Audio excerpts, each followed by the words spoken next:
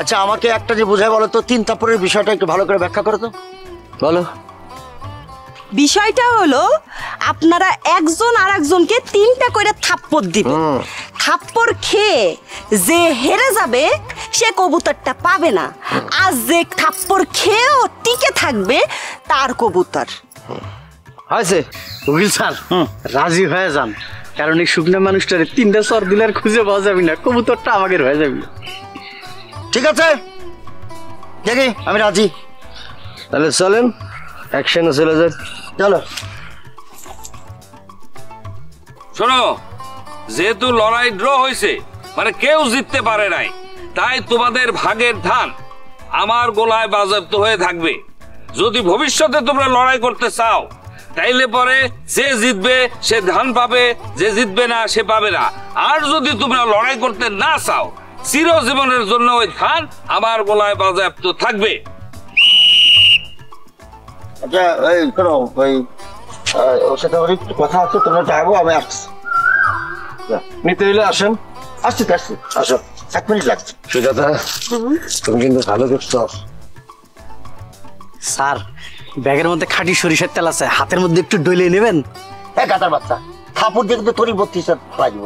হাতের মধ্যে তেল মাখলে হাত কিসলে হয়ে যাবে না? চটটা ঠিক মতো লাগবে।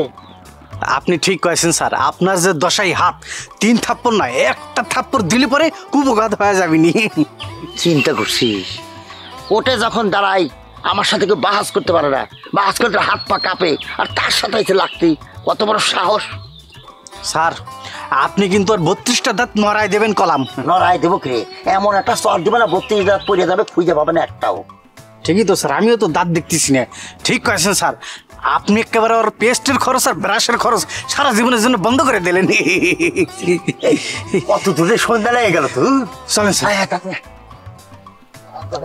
দেখেন তো আসে কিনা। দুটো কথা আছে, সকিনা বলো। আব্বা একটা বিচার আছে। কি বিচার? ওই বিচারটা হইলো কবুতর ভাগাভাগি নিয়া। ও আচ্ছা, আসামি পক্ষকে? ওই আমাকে রাজীব ভাই আর উকিল সাহেব। আচ্ছা ঠিক আছে, তোমরা দুজন কাজ করে যাও, কবুতরটা ওরে দিয়ে দাও।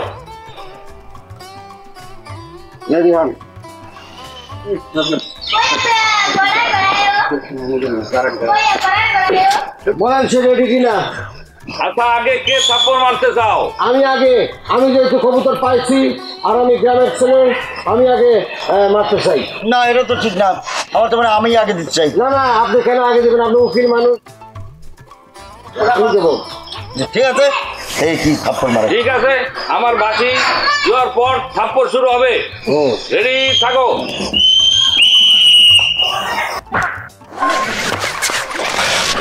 উকিল স্যার আর একটু ধৈর্য নিয়ে সহ্য করে যান। ও মা, ও স্যার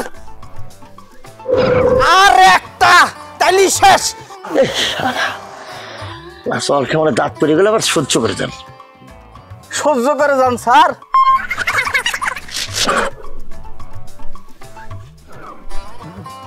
ও মা, স্যার মাথা ঘুরে পড়ে যান না, শক্ত হয়ে খারান। এবার আপনার পালা। এইবার উকিল সাহেবের পালা। এর আগে আমার কথা আছে। স্যার সাটিয়ে মারেন। না না, কথা আছে, আমার কথা আছে। আমার কি কথা? কথা আছে, কথা শুনতে হবে তো। আমি দিছি, কিন্তু সেই জিনিস নিয়ে মানে কবুতর নিয়ে ঝামেলা, সেই কবুতরের দাবি আমি ছেড়ে দিলাম।